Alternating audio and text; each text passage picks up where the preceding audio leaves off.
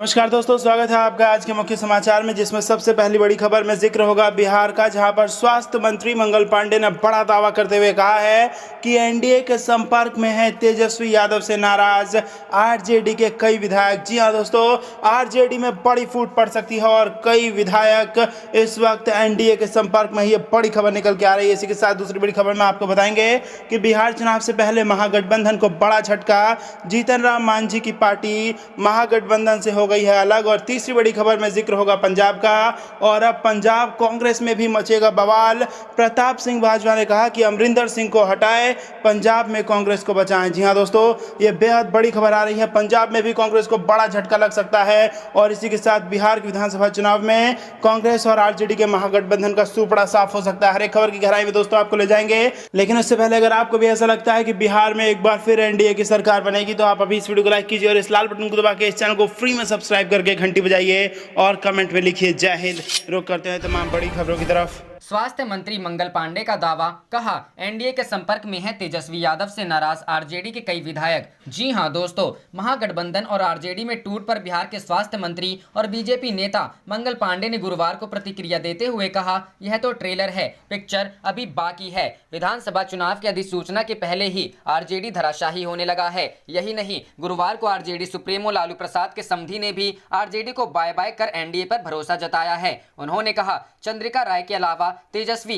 यादव से खफा आरजेडी के अन्य बागी विधायक भी एनडीए के संपर्क में हैं। ऐसे विधायकों की लंबी लिस्ट है। जल्द ही वो सभी जेडीयू और बीजेपी का दामन थामेंगे। इससे आरजेडी के कई बड़े नेता भी शामिल हैं। वहीं दूसरी ओर महागठबंधन में शुरू से ही अपमानित पूर्व मुख्यमंत्री जीतन राम मांझी की पार्टी ने भी महागठबंधन से दूरी बना नेता प्रतिपक्ष की उम्मीदों पर पानी फेरने का काम किया है। स्वास्थ्य मंत्री ने कहा, आरजेडी में यह बिखराव नेता प्रतिपक्ष तेजस्वी यादव के अहंकार के कारण है। सच यह है कि वहां लोगों को फजीहत झेलना पड़ रहा है। नेता प्रतिपक्ष तेजस्वी यादव की ओर से लगातार किए जा रहे अनर्गल प्रलाप के कारण उनके विधायकों को क्षेत्र में जनता के विरोध का सामना करना पड़ रहा है। उन्होंने कहा, बाढ़ हो या कोरोना, दोनों के ही संकट काल में लगातार झूठी बातें बोलने के कारण जनता में नाराजगी बढ़ रही है और उसका खामियाजा विधायकों को भुगतना पड़ रहा है। मतदाताओं की नाराजगी को ही भांप कर विधायकों में आरजेडी छोड़ने की होड़ मची है। यह बात अलग है कि पिछले दिनों आरजेडी ने अपने 3 विधायकों को पार्टी से निष्कासित कर दिया, लेकिन निष्कासित विधायक निष्कासन से पहले ही मुख्यमंत्री नीतीश कुमार और एनडीए के प्रति आस्था चुके थे।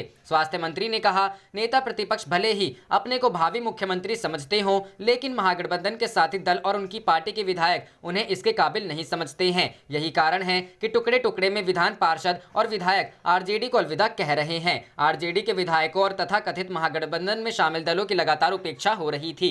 उन्होंने कहा, जीतन राम मांझी की पार्टी हमने जहां स्पष्ट आरोप लगाया है कि तेजस्वी तानाशाह की तरह व्यवहार करते हैं और इनको राजनीति का कोई ज्ञान नहीं है, वहीं लंबे अरसे से लालू प्रसाद के साथ साया की तरह रहे उनके समधी ने भी आज क्लियर कर दिया कि आरजेडी में सिर्फ टूट ही नहीं हो रही, बल्कि आरजेडी का हाल खस्ता है। यही कारण है कि दोनों भाई चुनाव जीतने के लिए सुरक्षित सीट की तलाश कर रहे हैं।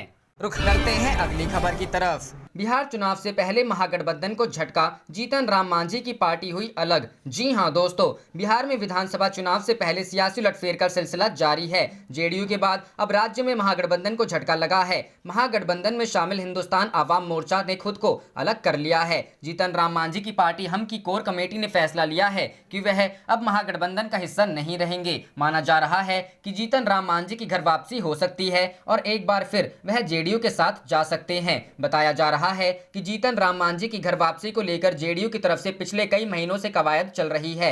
जेडीयू चाहती है कि मांझी की पार्टी हम का पूरी तरह से जेडीयू में विलय हो जाए, लेकिन ऐसा नहीं होने की सूरत में मांझी की पार्टी के साथ कुछ सीटों पर समझौते का फॉर्मूला तय किया जा रहा है। सूत्रों के मुताबिक गुरुवार को ही हम की कोर कमेटी बैठक में महागठबंधन से अलग होने का फैसला कर लिया गया है। हालांकि अभी तय नहीं हुआ है कि जीतन राम मांझी की पार्टी जेडीयू से हाथ मिलाएगी या नहीं। राष्ट्रीय जनता दल को एक और बड़ा झटका लगा है। आरजेडी के 3 विधायक गुरुवार को जनता दल यानी जेडीयू में शामिल हो गए हैं। इनमें लालू यादव के समधी चंद्रिका राय का नाम भी शामिल है। चंद्रिका के अलावा जेडीयू में शामिल होने वाले बाकी 2 विधायक जयवर्धन यादव और पूर्व केंद्रीय मंत्री अली अशरफ फातमी के बेटे फराज फातमी हैं। हालांकि फराज फातमी को आरजेडी पहले ही महेश्वर यादव और प्रेमा चौधरी के साथ पार्टी से निष्कासित कर चुकी है। ये दोनों भी जेडीयू का दामन थाम चुके हैं। जानकारी के अनुसार जेडीयू के पूर्व प्रदेश अध्यक्ष और ऊर्जा मंत्री विजेंद्र प्रसाद यादव ने गुरुवार दोपहर को पार्टी के प्रदेश मुख्यालय में तीनों को पार्टी में शामिल कराया। जेडीयू इन 3 विधायकों के पार्टी में आने से खासी उत्साहित है।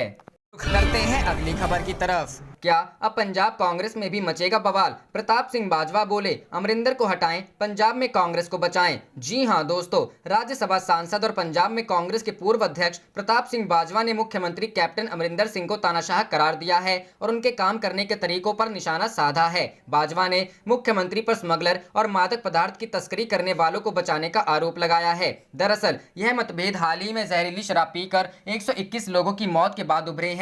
राज्यसभा सांसद ने कहा कि कैप्टन कुछ बाबुओं के सहारे सरकार चला रहे हैं। यहाँ प्रताप सिंह बाजवा के साथ साक्षात्कार के कुछ अंश पेश हैं। अमरिंदर ने कहा था कि उन्हें चुनाव के दौरान 4 हफ्तों का समय चाहिए। उन्होंने कहा था, मैं सब कुछ ठीक कर दूंगा और उन 5 माफियाओं के खिलाफ कार्रवाई करूंगा, लेकिन कोई भी कार्रवाई नहीं की गई और मैं उन सभी का नाम ले सकता हूं, लेकिन सभी इन माफियाओं का नाम जानते हैं। प्रश्न और अन्य मुद्दों जो विवाद में केंद्र में है।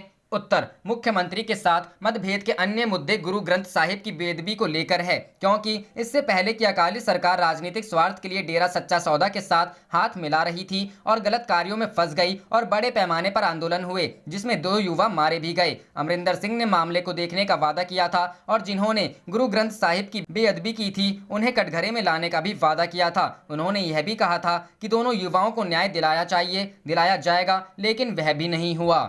रुक करते हैं अगली खबर की तरफ। फेसबुक विवाद, बीजेपी आईटी सेल प्रमुख अमित मालवीय और कांग्रेस सांसद मनीष तिवारी में ट्विटर वॉर। जी हां दोस्तों, सोशल नेटवर्किंग साइट फेसबुक को लेकर कांग्रेस नेता मनीष तिवारी और बीजेपी आईटी सेल के प्रमुख अमित मालवीय में ट्विटर वॉर छिड़ गई है। अमित मालवीय ने मनीष तिवारी के एक खत को सार्वजनिक करते हुए बड़ा आरोप लगाया है कि वह फेसबुक को प्रभावित करने के लिए लॉबिंग कर रहे हैं। अमित मालवीय ने ट्वीट किया, कांग्रेस सांसद मनीष तिवारी ने 18 अगस्त को फेसबुक को पत्र लिखा, जिसमें उन्होंने कहा कि जो बातें फेसबुक और बीजेपी एनडीए संबंधों को लेकर बताई जा रही हैं, अगर सही है तो काफी गंभीर बात है। अमित मालवीय ने कहा, मनीष तिवारी का फेसबुक प्रबंधन को उनके वरिष्ठ नीति सलाहकार भारत गोपाल स्वामी को संपर्क करने की बात कहना कई आधारों पर एक गंभीर रहस्य को जागर करता है। और उन्होंने सवाल किया कि क्या कोई भारतीय सांसद अमेरिका में लॉबिस्टों को सलाहकार के रूप में रख सकते हैं? अमेरिका में इस तरह के लॉबिस्ट के पीछे आखिर कांग्रेस रुचि क्यों है? अमित मालवीय ने बताया है कि भारत गोपाल स्वामी ने अटलांटिक काउंसिल में दक्षिण एशिया केंद्र के निदेशक के रूप में कार्य किया, जहां मनीष तिवारी ने भी सेवा की। दिलचस्प बात यह है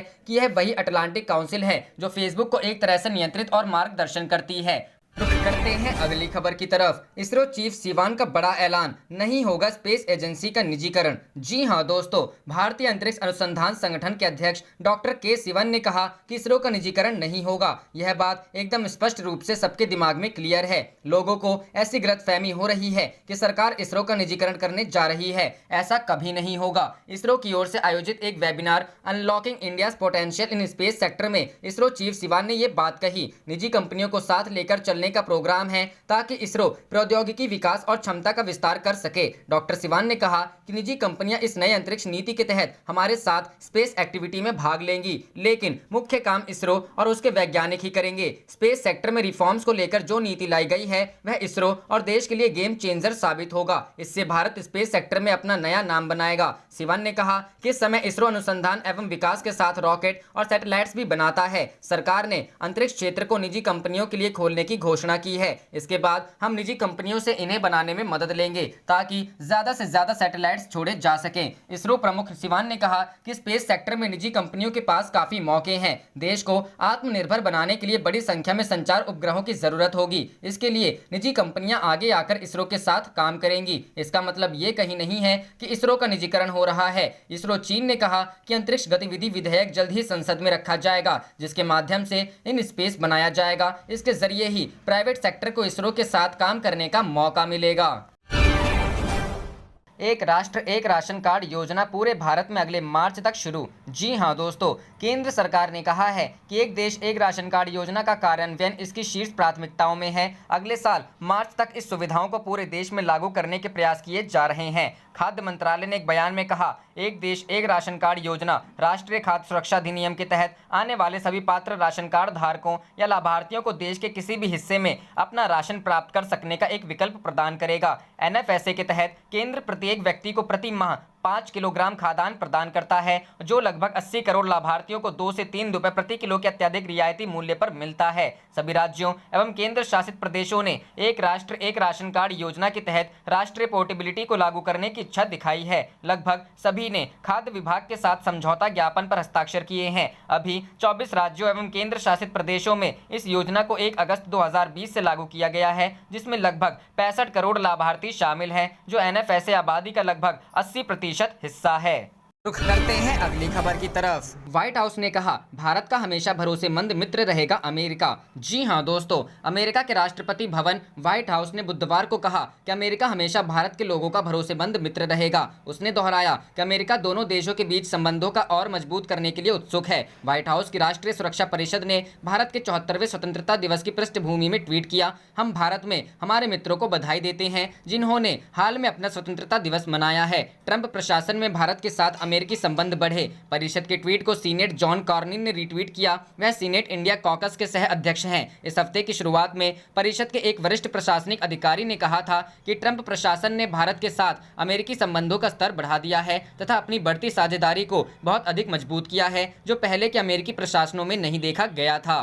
रुख करते हैं अगली खबर की तरफ। पीएम मोदी की विदेश नीति से घायल हुआ पाकिस्तान, इस्लामिक देशों में बढ़ी भारत की पैठ। जी हां दोस्तों, प्रधानमंत्री नरेंद्र मोदी के कार्यकाल में भारत की विदेश नीति में हुए बदलावों के सकारात्मक परिणाम सामने आने लगे हैं। इस विदेश नीति की बदौलत ही न केवल वैश्विक मंचों पर भारत का मान बढ़ा है, बल्कि नई दिल्ली से एक निश्चित दूरी बनाए रखने वाले इस्लामिक देश भी उसके करीब आने लगे हैं। पाकिस्तान और सऊदी अरब विवाद इसका एक सबूत है। अब तक 6 मुस्लिम देशों ने प्रधानमंत्री नरेंद्र मोदी को अपने सर्वोच्च नागरिक पुरस्कार से सम्मानित किया है। 2016 में सऊदी अरब ने पीएम मोदी को अपने सर्वोच्च नागरिक सम्मान किंग अब्दुल अजीज शैश अवार्ड से नवाजा। यूएई ने 2019 में पीएम मोदी को देश के सर्वोच्च नागरिक सम्मान ऑर्डर ऑफ जायद से सम्मानित किया। इसी तरह 2019 में बहरीन और मालदीव, 2018 में फिलिस्तीन और 2016 में अफगानिस्तान भी पीएम मोदी को देश के सर्वोच्च नागरिक सम्मान से सम्मानित कर चुके हैं। ये सभी सम्मान प्रधानमंत्री मोदी के इस्लामिक देशों के साथ करीबी रिश्तों को दर्शाते हैं। इसके विपरीत पाकिस्तान को भारत विरोधी बयानों के कारण अंतर्राष्ट्रीय मंचों पर अब किनारे किया जाने लगा है। हाल ही में पाकिस्तान को सऊदी अरब के हाथों अपमान का सामना करना पड़ा, जब क्राउन प्रिंस मोहम्मद बिन सलमान ने पाक सेना प्रमुख जनरल कमर जावेद बाजवा से मिलने से इनकार कर दिया। बाजवा और आईएसआई प्रमुख रूठे सऊदी अरब को मनाने के लिए 2 दिनों तक रियाद में डेरा डाले हुए थे, लेकिन क्राउन प्रिंस ने उनसे मुलाकात नहीं की। पाकिस्तान और सऊदी अरब के रिश्तों में आई खटास इस्लामी दुनिया में बदलते समीकरणों का प्रतीक है। विशेष रूप से दुनिया में 53 ऐसे देश हैं जहां इस्लाम सबसे बड़ा धर्म है और इन देशों में सऊदी अरब को सबसे शक्तिशाली माना जाता है। इसके प्रमुख रूप से 3 बड़े कारण हैं। पहला यह है कि सऊदी अरब के पास दुनिया का 18% तेल भंडार है। दूसरा, अरब देशों के बीच उसकी अर्थव्यवस्था काफी मजबूत है। और तीसरा एवं सबसे महत्वपूर्ण कारण है मक्का, मदीना, कतर, कुवैत और इराक को छोड़कर सऊदी अरब अरब लीग के अन्य सभी देशों के साथ अच्छे संबंध रखता है और दुनिया की 20% मुस्लिम आबादी इन अरब देशों में रहती है। रुख करते हैं अगली खबर की तरफ। जल्द हो सकता है योगी मंत्रिपरिषद का पुनर्गठन, कई नए चेहरों को मंत्री बनाए जाने की अटकलें। जी हां दोस्तों, मुख्यमंत्री योगी आदित्यनाथ अपनी मंत्रिपरिषद का जल्द पुनर्गठन कर सकते हैं। 2022 के विधानसभा चुनाव की आहट के साथ ही मंत्रिपरिषद में फेरबदल की अटकलें तेज हो गई हैं। हाल ही में 2 मंत्रियों की कोरोना से मृत्यु हुई है। इनके विभाग किसी को आवंटित नहीं किए गए हैं। इन मंत्रियों के स्थान पर नए चेहरों को जगह मिल सकती है। वहीं कुछ मंत्री अपना विभाग बदलवाना चाहते हैं, जबकि कुछ को उनके असंतोषजनक परफॉर्मेंस की वजह से किनारे किया जा सकता है। विधानसभा चुनाव के मद्देनजर विधायकों की नाराजगी कम करने के लिए उनके समायोजन पर भी माथापच्ची चल रही है। विधानसभा चुनाव होने में करीब 1.5 साल बाकी हैं। चुनाव की हलचल धीरे धीरे तेज हो रही है। इसके साथ ही मंत्रिपरिषद के पुनर्गठन सुगबुगाहट भी सुनाई देने लगी है। हालांकि कोविड-19 के कारण इसमें कुछ वक्त लग सकता है, लेकिन सूत्रों की माने तो स्थिति थोड़ी सामान्य होते ही मंत्रिपरिषद का पुनर्गठन तय है। विधायकों की संख्या के हिसाब से मंत्रिपरिषद में 60 सदस्य हो सकते हैं। अभी तक 56 सदस्यीय मंत्रिपरिषद थी। हाल ही में प्राविधिक शिक्षा मंत्री कमला रानी वरुण व होमगार्ड मंत्री चेतन चौहान की कोरोना से मृत्यु के बाद यह संख्या 54 रह गई है। मंत्रिपरिषद में 6 स्थान रिक्त हैं। सूत्रों के अनुसार कुछ मंत्री 75 साल की उम्र के आधार पर हटाए जा सकते हैं, जबकि कुछ मंत्रियों पर उनकी खराब परफॉर्मेंस के कारण तलवार लटक रही है। वहीं कुछ मंत्रियों का कामकाज कमजोर माना जा रहा है, जिसके बाद उनका विभाग बदले जाने की अटकलें हैं। एक दो चेहरों को मंत्रिपरिषद से हटाकर दूसरी भूमिका देने के संकेत हैं। रुख करते हैं अगली खबर की तरफ। मध्य प्रदेश में कमल खिलाने के बाद पहली बार ग्वालियर आ रहे सिंधिया, मेगा शो की तैयारी। जी हां दोस्तों, मध्य प्रदेश की राजनीति में बड़ा उलटफेर कर कांग्रेस छोड़ भाजपा में शामिल होने के बाद ज्योतिरादित्य सिंधिया पहली बार अब बतौर भाजपा सांसद अपने शहर ग्वालियर आ रहे हैं। इस दौरान बीजेपी बड़ा शक्ति प्रदर्शन करने जा रही है, जिससे सभी बड़े भाजपा नेता मौजूद रहेंगे। ग्वालियर चंबल में ज्योतिरादित्य का शक्ति प्रदर्शन 22 अगस्त से भारतीय जनता पार्टी सिंधिया के प्रभाव वाले ग्वालियर चंबल संभाग में बड़ा सदस्यता अभियान शुरू करने जा रही है। सदस्यता अभियान की शुरुआत 22 अगस्त को ग्वालियर से होगी। भाजपा का दावा है कि 22 अगस्त से लेकर 24 अगस्त तक कांग्रेस के हजारों कार्यकर्ता भारतीय जनता पार्टी की सदस्यता लेंगे। बीजेपी इस सदस्यता अभियान को एक बड़ा शक्ति प्रदर्शन बनाने में जुटी है। यही वजह है कि इस दौरान खुद राज्यसभा सांसद ज्योतिरादित्य सिंधिया, मुख्यमंत्री शिवराज सिंह चौहान, केंद्रीय मंत्री नरेंद्र सिंह तोमर और प्रदेश भाजपा अध्यक्ष वी.डी. शर्मा भी मौजूद रहेंगे। सदस्यता अभियान के अलावा गुना, ग्वालियर, मुरैना और भिंड लोकसभा क्षेत्र में भाजपा संगठन की बैठक भी होगी, जिसमें इन क्षेत्रों के सांसद, विधायक और स्थानीय संगठन के नेता भी मौजूद रहेंगे। दरअसल कमलनाथ सरकार के गिरने के बाद मध्य प्रदेश में 27 सीटों पर उपचुनाव तय है। इनमें से ग्वालियर चंबल संभाग की 16 सीटें हैं। ये इलाका सिंधिया के प्रभाव वाला इलाका माना जाता है। सिंधिया के भाजपा में जाने के बाद यहाँ एक तरह से कांग्रेस का संगठन बिखर गया है और इसलिए ग्वालियर चंबल संभाग के कांग्रेस कार्यकर्ताओं को बड़ी संख्या में भाजपा की सदस्यता दिलवाकर सत्तारूढ़ भाजपा अपना दम दिखाना चाहती है। रुख करते हैं अगली खबर की तरफ। सरकारी नौकरी के लिए देनी होगी अब एक परीक्षा। मोदी सरकार ने राष्ट्रीय भर्ती एजेंसी के गठन को दी मंजूरी। जी हां दोस्तों, सरकारी नौकरी के लिए अब सिर्फ एक परीक्षा देनी होगी। सीईटी के जरिए अब कई तरह के टेस्ट की जरूरत नहीं होगी, जिससे अभ्यर्थियों का समय और संसाधन बचेगा। केंद्रीय मंत्रिमंडल ने बुधवार को साझा पात्रता परीक्षा आयोजित करने के लिए राष्ट्रीय भर्ती एजेंसी के गठन के प्रस्ताव को मंजूरी दे दी। केंद्रीय मंत्री प्रकाश जावड़ेकर ने यह जानकारी दी। प्रधानमंत्री नरेंद्र मोदी की अध्यक्षता में हुई केंद्रीय मंत्रिमंडल की बैठक में यह निर्णय किया गया। बैठक के बाद सूचना एवं प्रसारण मंत्री जावड़ेकर ने कहा कि युवाओं को फिलहाल नौकरी के लिए कई अलग अलग परीक्षाएं देनी पड़ती है। ऐसी परीक्षाओं के लिए अभी लगभग 20 भर्ती एजेंसियां हैं और परीक्षा देने के लिए अभ्यर्थियों को दूसरे स्थानों पर भी जाना पड़ता है। उन्होंने कहा कि इस संबंध में परेशानियां दूर करने की मांग काफी समय से की जा रही थी। इसे देखते हुए मंत्रिमंडल ने साझा पात्रता परीक्षा लेने के लिए राष्ट्रीय भर्ती एजेंसी के गठन का निर्णय किया गया है। केंद्रीय मंत्री जितेंद्र सिंह ने इस निर्णय को ऐतिहासिक बताया और कहा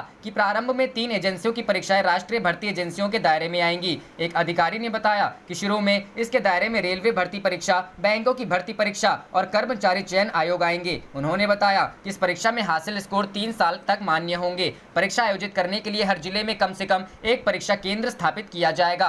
केंद्रीय मंत्रिमंडल ने बुधवार को बहु एजेंसी निकाय के रूप में राष्ट्रीय भर्ती एजेंसी का गठन करने का निर्णय किया, जो समूह ख और ग पदों के लिए उम्मीदवारों की स्क्रीनिंग करने के लिए सामान्य योग्यता परीक्षा आयोजित करेगी। सरकारी बयान के अनुसार एनआरए एक बहु एजेंसी निकाय होगी, जिसके शासी निकाय में रेलवे मंत्रालय, वित्त मंत्रालय, वित्तीय सेवा विभाग, कर्मचारी चयन आयोग, रेलवे भर्ती बोर्ड तथा बैंकिंग कार्मिक चयन संस्थान के प्रतिनिधि शामिल होंगे। एक विशेषज्ञ निकाय के रूप में एनआरए केंद्र सरकार की भर्ती के क्षेत्र में अत्याधुनिक प्रौद्योगिकी और सर्वोत्तम प्रक्रियाओं का पालन करेगी।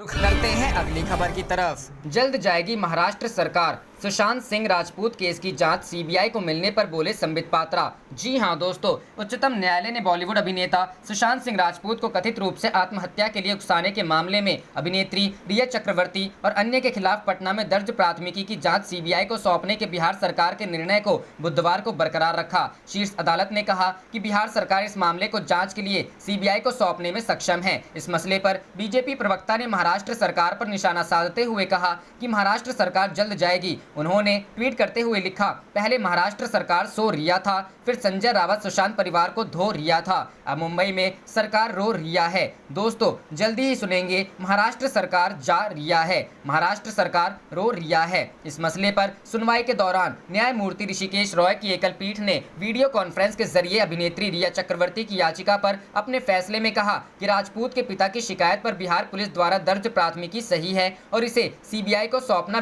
विधि सम्मत है। रिया चक्रवर्ती ने पटना के राजीव नगर थाने में दर्ज इस मामले को मुंबई स्थानांतरित करने का अनुरोध करते हुए उच्चतम न्यायालय में याचिका दायर की थी। सुशांत सिंह राजपूत 34 14 जून को मुंबई के उपनगर बांद्रा में अपने अपार्टमेंट में छत से लटके मिले थे। इस मामले की तभी से मुंबई पुलिस जांच कर रही है। मुंबई पुलिस ने इस मामले में सिने निर्माता आदित्य चोपड़ा, महेश भट्ट और संजय लीला बंसाली सहित कम से कम 56 व्यक्तियों के बयान दर्ज किए हैं। न्यायमूर्ति रॉय ने फैसला सुनाते हुए कहा कि राजपूत की मृत्यु के संबंध में अगर कोई अन्य मामला दर्ज है तो उसकी जाँच भी CBI ही करेगी। न्यायालय ने कहा कि मुंबई पुलिस दंड प्रक्रिया संहिता की धारा 174 के तहत जाँच कर रही है, जो बहुत ही सीमित है। यह धारा अस्वाभाविक मृत्यु और आत्महत्या के मामलों की प्रक्रिया से संबंधित है। शीर्ष अदालत ने कहा इस मामले में CBI की जांच विधि सम्मत है। रिया चक्रवर्ती की याचिका पर सुनवाई के दिन ही न्यायमूर्ति राय ने राजपूत को प्रतिभाशाली अभिनेता बताते हुए कहा था कि उसकी मौत की सच्चाई सामने आनी ही चाहिए। न्यायमूर्ति राय ने रिया चक्रवर्ती की याचिका पर 11 अगस्त को सुनवाई पूरी की थी। इस दौरान उन्होंने रिया के साथ ही महाराष्ट्र और बिहार सरकार, केंद्र सरकार और राजपूत के पिता की ओर से वरिष्ठ अधिवक्ताओं की दलीलों को सुना था। इस मामले की सुनवाई के दौरान केंद्र ने न्यायालय को सूचित किया था